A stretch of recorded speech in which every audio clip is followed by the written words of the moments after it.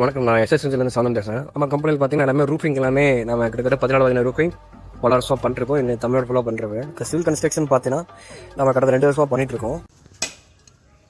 Customer என்ன பண்ணுறாருன்னா, நம்மளுக்கு ஆல்ரெடி ஃபஸ்ட்டே பிளான் பண்ணி இந்த இடத்துல பாத்ரூம் மேலே கொண்டு போகணும்னு சொல்லி அவங்க ஃபஸ்ட்டே கம்பி விட்டுட்டு தான் கான்ட்ராக்டே போட்டிருக்காங்க. இதுலேயும் பாருங்கள், கிட்டத்தட்ட 3 அடி விட்டுருப்பாங்க, இதுலேயும் 3 அடி விட்டுருப்பாங்க.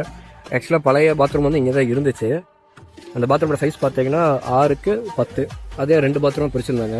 டெமாலிஷ் பண்ணி பாத்ரூம் கட்டுறது பிரச்சனை இல்லை. ஆனால் என்ன ஒரு காம்ப்ளிகேட்னா, அந்த பாத்ரூமுக்கு கீழே தான் செஃப்டி டேங்கே இருந்துச்சு. செஃப்டி டேங்க் மேலே 2 ஃப்ளோர் மேலே தூக்கும்போது செஃப்டி டேங்க் மேலே அவ்வளோ லோடு கொடுக்க முடியாது.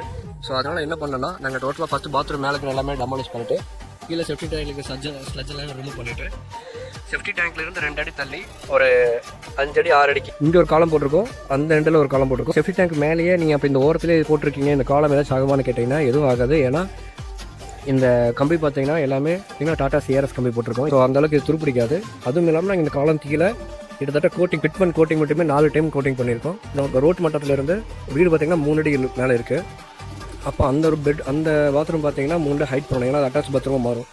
அப்போதுனால என்ன பண்ணுறோன்னா, அப்போ 3 அடி அந்த மண்ணெல்லாம் போடும்போது லோடு ஃபுல்லாக கீழே வரும். அதுவும் இல்லாமல் மேலே அடுத்த 2 ஃப்ளோர் போகும்போது ஜிபிஎஸ் 2 போகும்போது லோடு கீழே வருங்கிற கேட்டி பிளிந்த் பீம் இங்கே ஒன்று போட்டிருக்கோம், இதில் ஒரு பிளிந்த் பீம் கீழே போட்டிருக்கோம், அதுக்கு ஒரு டைப் பீம் பண்ணியிருக்கோம், இதுலேயே சென்ட்ரல் பீம் போட்டு அதுக்கு மேலே ரூஃப் போட்டு அதுக்கு மேலே தான் மண்ணு கொட்டி மறுபடியும் கொண்டு போயிட்டுருக்கோம். செஃப்டி டேங்க் மேலே தான் கொஞ்சம் ஹைட் பண்ணி தான் கட்டியிருக்கோம். ஸோ லோடு எதுவுமே செஃப்டி டேங்க் மேலே போகாது. இது மாதிரி பண்ணிகிட்ருக்கோம். தேவைன்னு கரெக்ட் பண்ணுங்கள்.